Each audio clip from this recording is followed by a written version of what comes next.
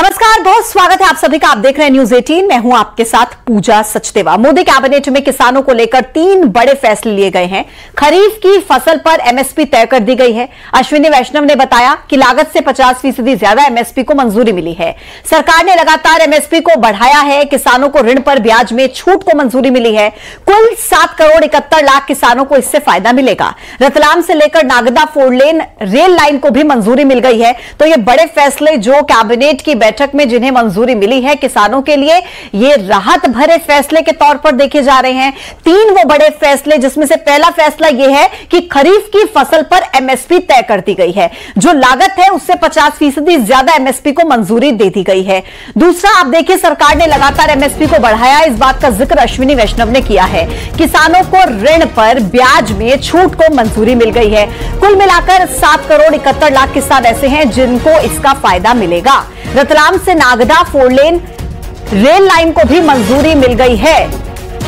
तो ये बड़े डिसीजंस जो मोदी कैबिनेट में लिए गए हैं, जिसके बारे में हम आपको विस्तार से बता रहे हैं। खरीफ की फसल पर एमएसपी तय, लागत से 50% ज्यादा एमएसपी को मंजूरी। सरकार ने लगातार एमएसपी बढ़ाया है। अश्विनी वैष्णव ने यह भी कहा, और ऋण पर ब्याज में छूट को मंजूरी किसानों के लिए दे दी गई है। इसके अलावा 4 लेन रेल लाइन को भी मंजूरी मिल गई है, रतलाम से लेकर नागदा तक। सबसे पहले साथियों, खरीफ के लिए किसानों के लिए बहुत बड़ा एक फैसला लिया गया है।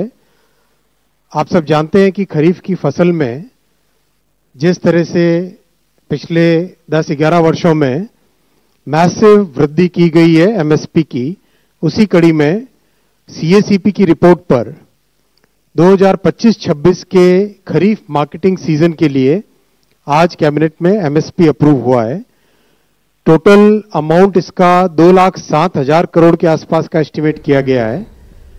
और जैसा कि प्रधानमंत्री श्री नरेंद्र मोदी जी ने प्रतिबद्धता दिखाई है किसानों को उनकी कॉस्ट के ऊपर 50% मिनिमम मार्जिन मिले, कम से कम मार्जिन मिले, उसका ध्यान रखा गया है।